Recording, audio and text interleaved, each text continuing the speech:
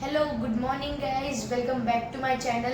जैसे कि आपने देखा ही पिछले वीडियो में हमने डिस्कस किया कि डाइजेशन पावर के बारे में हमने डिस्कस किया, तो उसी के साथ मुझे और काफ़ी डीएम आए थे, लेकिन उसमें से एक मुझे इम्पोर्टेंट लगा तो आज वही डिस्कस करेंगे। तो वो था कि गर्मी के सीज़न में हमें क्या खाना चाहिए जिसकी वजह से हमारा डाइजेशन अच्छा रहे। तो चलो वही डिस्कस करते हैं। ओके, गर्मी के दिनों में क्या खाना चाहिए और नहीं चाहिए। तो पिछले वीडियो में हमने देखा था कि अग्नि क्या है। 3 प्रकार की प्रकृति मैंने बताई थी, बराबर है। कौन सी आपको पता है? वात प्रकृति, पित्त प्रकृति और कफ प्रकृति। और उनके अग्नि मैंने क्रमशः बताए थे।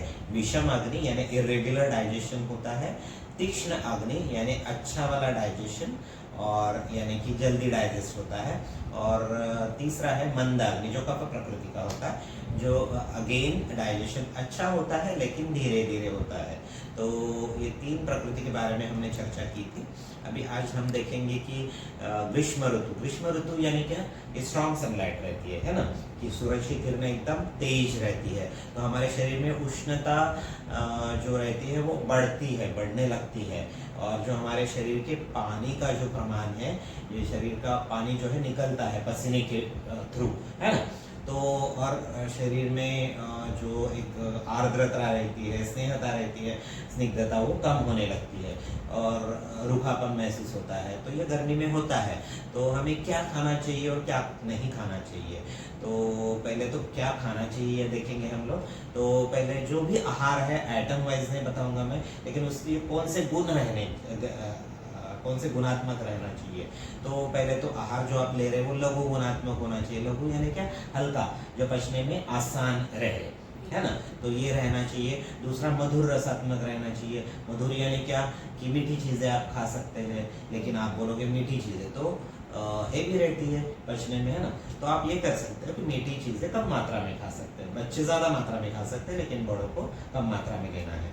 और तीसरा ये है कि जो आहार है वो लिक्विड ज़्यादा रहना चाहिए, क्योंकि पानी कम हो रहा है, तो इसीलिए हमें लिक्विड ज़्यादा मात्रा में लेना चाहिए।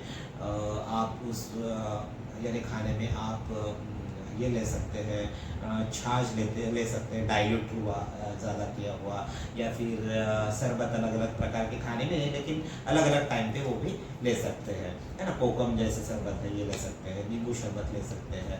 ओके। तो और तीसरा ये भी मैं बोलूँगा कि जो स्निग्धता है अपने शरीर में, जो रूखापन आ रहा है, तो उसको घटाने के लिए आपको घी भी खाना है। ज़्यादा मात्रा में आपको घी खाना है। तेल तो डालते ही है खाना बनाते समय, है ना। तो ये सब चीज़ों का हमें यूज़ करना है। तो ये रहा आपके क्वेश्चन का आंसर। अभी दूसरा आपका ये था कि क्या नहीं खाना चाहिए, है ना। तो जो गुरु आहार है यानी तली हुई चीज़ें बिल्कुल नहीं खानी है। बच्चे खा सकते हैं थोड़ा बहुत, लेकिन बड़ों को खानी नहीं है ना। हेवी है जैसे साबूदाना है या फिर उड़द दाल है, ये नहीं खा सकते आप। गेहूं की रोटियां खा सकते हैं, लेकिन ज्वार की अगर खाए तो बहुत अच्छी बात है। और जो दाल लेते हैं उसमें आप मूंग दाल लो, तुअर की दाल ले सकते हैं, लेकिन अगर टल जाए तो बहुत अच्छी बात है ना। और सब्जियों में आप बहुत सारी सब्जियां जो आती है, पम्पकिन है, लौकी है,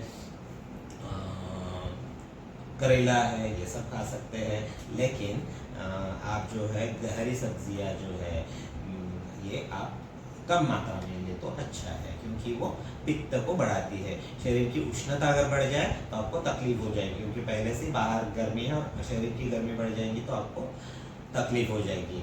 दूसरा ये है कि दही जो को बहुत लोग खाते हैं, लेकिन दही खाना मना है आयुर्वेद के अनुसार, क्योंकि दही जो है ना ये उष्ण गुणात्मक है, उष्ण वीर्यात्मक है। ओके। गुण और वीर्य ये दो अलग अलग ये है। अभी इसको और डिटेल नहीं बताऊंगा, हल्के में मैं बताऊं कि गुण यानी कि कॉम्पेंसेशन जो बोलता है, एडजस्टमेंट। अभी आम खाते हो आप, है ना, तो आम मधुर रसात्मक है, लेकिन वो उष्ण वीर्यात्मक है। यानी कि आम ज्यादा खाए तो वो उष्ण होगा और आपको ये लग सकता है डायरिया या हो सकता है, या मोशन ज़्यादा हो सकते हैं। इसीलिए आम खाते समय क्या करना चाहिए, कभी कभी उसमें घी भी डालते हैं, यानी आम का जो रस बनाते हैं ना, आम रस बनाते हैं, तो उसमें घी डालकर खाने की आदत डालनी चाहिए। और ये है। मैं बोल रहा था कि और फ्रूट्स में आप कीवी ले सकते हो, मधुर रसात्मक है इसलिए, या फिर अंगूर ले सकते हो जो कि खट्टे ना हो, प्रोवाइडेड मीठे ही होने चाहिए ऐसे। और वाटरमेलन है, ये भी ले सकते हैं आप। फ्रूट्स में ये सब चीज़ें ले सकते हो। हाँ, लेकिन मैंने ये भी देखा है कि आप मुझे ठंडी चीज़ें या फिर ठंडा पानी पीते वक्त टोकते हो, तो ऐसा क्यों? हाँ, बराबर है। तो ठंडी चीज़ें या फिर ठंडा पानी, आप फ्रीज में रखा हुआ पानी पीते हो कभी भी, तो वो अच्छी बात नहीं है। क्योंकि जो आइस है, अगेन आइस दिखने में, या सॉरी, आपको जो कैसे दिखने में तो वाइटिश है और हाथ लगाने और ठंडा, बहुत कूल कूल लगता है, लेकिन वो उष्णगिरियात्मक है, यानी अंदर से वो गर्मी पैदा करता है। इसीलिए बर्फ का पानी नहीं पीना चाहिए। आप मटके का पानी पी सकते हो ज़रूर, है ना, लेकिन बर्फ का पानी, फ्रीज का पानी नहीं पीना है। इसी लिए आपको आइसक्रीम खाने के लिए भी हम लोग टोकते हैं। अगर आइसक्रीम खानी है तो आप रात को समय, यानी शाम ढलते ही, after meal, sorry after dinner, night यानी लंच लेते हैं ना, तो उसके बाद आप ये खा सकते हो आइसक्रीम, थोड़ा मात्रा में, क्वांटिटी में। बड़ों ने बहुत थोड़ी मात्रा में खाना है, बच्चे थोड़ा ज़्यादा खा सकते हैं। बार बार मैं ये बोलता हूँ क्योंकि बच्चे ज़्यादा एक्टिव रहते हैं, उनकी फिजिकल एक्टिविटी ज़्यादा रहती है, इसीलिए उन्हें और इम्यूनिटी भी अच्छी रहती है। बड़ों को ये ध्यान में लेना चाहिए कि हमारी मसल स्ट्रेंथ धीरे धीरे कम होने लगती है, इम्यूनिटी भी कम होने लगती है, इसलिए हमें ये सब चीज़ों में ध्यान रखना चाहिए। आइसक्रीम या ठंडी चीज़ें, और कोल्ड ड्रिंक तो ना ही पिए तो अच्छा है। और शरबत बहुत सारे ले सकते हो, अमसुल बोलते हैं, कोकम, उसका जो है ना, आगड़ बोलते हैं, वो आगड़ का शरबत लेना बहुत अच्छा है। वो बहुत शरीर को ठंडा रखता है। नींबू शरबत भी ले सकते हो। वैसे बोला गया है अम्ल, लवण और कटु रसात्मक आहार नहीं लेना चाहिए। अम्ल यानी खट्टा, कटु यानी तीखा, और लवण यानी नमकीन, है ना। ये चीज़ें समर में नहीं खानी चाहिए क्योंकि ये उष्ण गुणात्मक है, उष्णता बढ़ाती है शरीर में। तो इन वजह से हमारा पित्त दोष बढ़ सकता है। और वैसे ही समर में क्या होता है, कफ धीरे धीरे यानी कम होने लगता है और वात की वृद्धि होती है, वात जो दोष है वो बढ़ता है। तो ये सब आयुर्वेद के अनुसार है। आपको अगर समझने में थोड़ा सा टाइम लग सकता है, लेकिन ये चीज़ें अगर हर एक व्यक्ति ने समझ लिया तो हमारे शरीर को जानना ये बहुत आसान है और समझना भी आसान है। इसीलिए समर में हमें जो हल्की चीज़ें है पचने में वो खानी चाहिए। गेहूं की रोटी, सब्जी, ये सब खा सकते हो आप।